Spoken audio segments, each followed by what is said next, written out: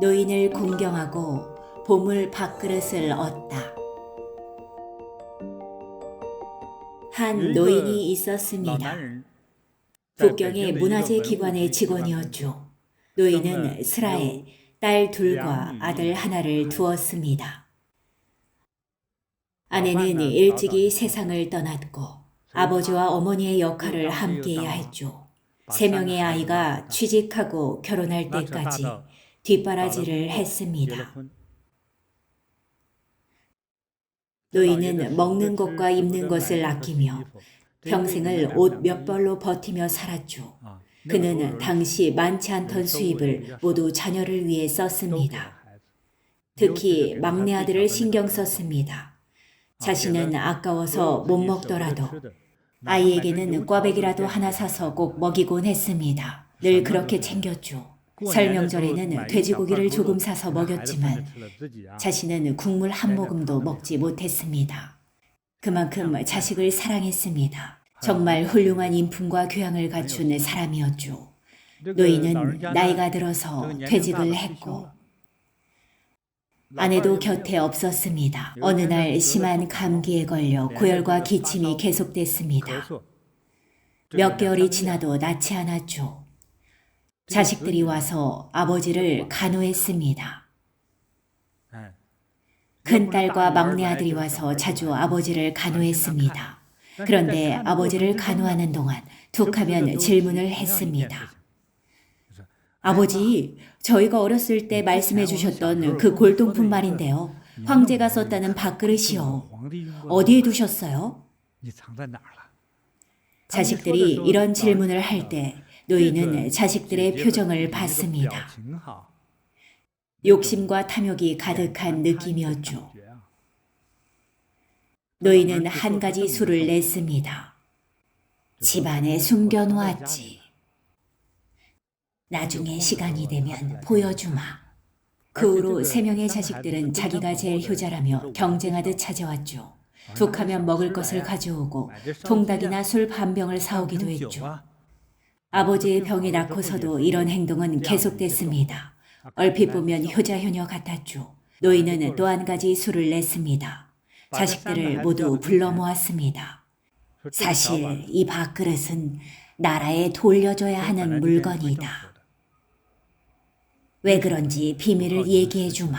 사실 내가 훔친 물건이란다. 내가 무슨 수로 이걸 샀겠느냐. 일부러 이렇게 말했습니다. 요즘 감시가 심해졌는데 이럴 때 기증을 하면 기증자로 이름을 남길 수도 있지. 자식들은 어리둥절했습니다. 기증하지 말고 우리가 숨기면 어때요? 경찰이 쫓아올 텐데. 그것도 그렇네요. 괜한 화를 피하려면 기증하는 수밖에 없었죠. 국가 일금 문화재를 숨기면 최소한 감옥에 가야 할 테니 기증만이 답이었습니다. 그렇게 4식구가 함께 고궁이나 국가문화재청 같은 곳에 가서 그 밥그릇을 기증했습니다. 나라에서는 큰 표창을 내렸습니다. 이게 어느 시기에 만들어졌고 가치가 어느 정도이며 세계에 몇 개밖에 없다는 이런 설명들로 한바탕 칭찬과 함께 신문에 실리기도 했습니다. 자식들이 물었죠. 아버지, 다른 건 없나요? 딱 하나만 훔쳤으니까 이제 다른 건 없지. 집 구석구석 뒤져도 아무것도 없을 게다. 자식들이 샅샅이 들춰봤지만 정말 돈 될 만한 물건은 아무것도 없었습니다. 부유한 집안은 아니었으니까요. 어머니는 일찍 돌아가시고 아버지 혼자 공무원 월급으로 4식구를 모두 먹여 살리느라 저축도 전혀 못한 마당에 귀중품이 있을 리가 없었죠. 그로부터 얼마 후 노인은 병이 더 심해져 일어나지 못했습니다. 그런데 누워있는 1년 동안 3명의 자식들 중 어느 누구도 아버지를 찾아오지 않았습니다. 처음에는 바빠서 그런 줄 알았습니다. 혹시 말실수를 해서 서운하겠나 싶어 전화를 걸어봤지만 다들 핑계만 댔죠. 자식들조차 병든 아버지를 찾아오지 않던 그 1년 동안 옆집의 한 고등학생 소년이 노인의 말벗이 되어주었습니다. 소녀는 노인을 잘 따랐습니다. 함께 얘기도 나누면서 노인을 자주 찾아왔죠. 인품과 교양에 반한 겁니다. 돌보는 사람 하나 없고 자식들마저 찾지 않는 노인에게 이 소녀는 자신의 어머니가 만든 국수, 밥, 물만두를 싸와서 건네고 함께 얘기를 나누거나 농담을 주고받거나 장기를 두면서 즐거운 시간을 보냈습니다. 소녀는 그 밥그릇의 존재를 전혀 모르고 있었죠. 노인은 또 병으로 쓰러졌고 더 쇠약해졌습니다. 날씨가 조금만 추워도 감기에 걸렸고 감기에 걸렸다면 폐렴, 기관지염을 앓았고 기침을 했으며 몇 달을 누워 지냈죠. 소녀는 처음엔 밤 10시 반까지 노인 곁에 있다 집에 갔죠. 다음날 학교에 가야 하니까요. 어느 날 어머니께 말하길 제가 할아버지를 모시고 잘게요. 밤에 약이나 물을 드셔야 하잖아요. 아무도 돌보는 사람이 없으니 너무 안타까워요. 그렇게 노인을 자주 찾아가면서 마치 효심 깊은 친아들처럼 노인을 살뜰히 보살폈습니다. 몇 년 후 대학에 들어간 소녀는 노인을 돌볼 수가 없었습니다. 노인은 자신의 몸 상태가 좋지 않아 조만간 죽을지도 모른다고 생각했죠. 그래서 소년이 대학에 가기 전에 무언가를 하기로 결심했습니다. 소년과 소년의 부모님에게 말했습니다. 이 그릇은 나의 할아버지가 거액을 주고 구한 물건이었습니다. 지금으로 치면 건물 수십 채를 살 돈으로 그릇 하나를 샀던 거죠.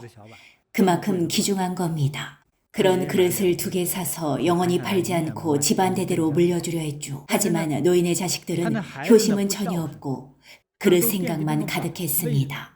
아버지의 재산을 탐낸 거죠. 그래서 노인은 그릇을 두고 자식들을 시험해 봤습니다. 그릇을 기증한 후에도 자신을 신경 쓰는지 알아본 거죠. 결국 그릇 하나를 기증하고 나머지 하나는 다른 곳에 숨겼습니다. 아드님이 참 착하고 어른스럽습니다. 저도 친아들처럼 아끼고 있답니다. 아이가 대학 때문에 북경을 떠나면 언제 또 만날 수 있을지 모르겠네요. 헤어지기 전에 이 그릇을 선물하려고 합니다. 소년이 다급하게 외쳤습니다. 노인을 할아버지라고 불렀죠. 할아버지, 저희 집에도 그릇은 많아요. 뭐하러 또 주세요. 어떤 그릇인지 모르고 하는 말이었죠. 잘 보려무나. 이 그릇의 이름은 무엇이고 중국에 7, 8개밖에 없는 그릇이지. 고궁에도 1개만 남아있단다. 그만큼 귀한 그릇이야. 노인의 할아버지가 많은 은자를 들여서 샀다 말했죠. 당시 큰 술의 세대를 꽉 채운 은자로 그릇 하나를 겨우 샀으니 대단히 귀중한 그릇이었죠. 소녀는 너무 귀중한 물건이라며 사양했습니다. 노인이 말하길 네가 받지 않는다면 정말 곤란하단다. 이 그릇을 불효막심한 내 자식들에게 주게 되면 나는 지옥에 떨어져도 눈도 편히 못 감을 게다. 그건 낭비일 뿐이지. 이 귀중한 그릇은 너에게 물려주고 싶구나. 너처럼 착한 아이가 받아야 한다. 보물은 반드시 착한 사람의 손에 있어야 한다. 노인은 말을 이었죠. 이렇게 귀중한 물건을 만약 인연이 닿아서 이 세상에 며칠 또는 몇 년 동안 잘 보관할 수 있다면 그것이 우리의 책임이자 사명이지 않겠느냐. 너는 잘 보관하면 된다. 나중에 어떻게 처리하든지 그건 네가 알아서 하려무나. 훗날 제가 아는 유명한 골동품 상인이 이 소년을 찾았을 때 소년은 이미 이 그릇 때문에 북경을 떠난 상태였습니다. 몇 번이나 이사를 다녔다 하죠. 지금은 어디에 있는지 모릅니다. 노인의 마음이 담긴 그릇을 팔 수 없었던 겁니다. 소년도 강직한 사람이었습니다. 목에 칼이 들어와도 팔지 않았습니다. 이 이야기가 바로 작은 밥그릇 이야기의 내용입니다. 자신을 낳고 키워준 부모님을 공경하지 않고 존경과 사랑의 마음으로 소중히 대하지 않고 인정을 저버린다면 어떤 보물이라도 자기 손을 떠나기 마련입니다. 오늘 가난해서 밥도 못 먹고 거리에서 구걸한다고 해도 고상하고 선한 인품을 갖추고 있다면 하늘의 가호와 보살핌을 받습니다.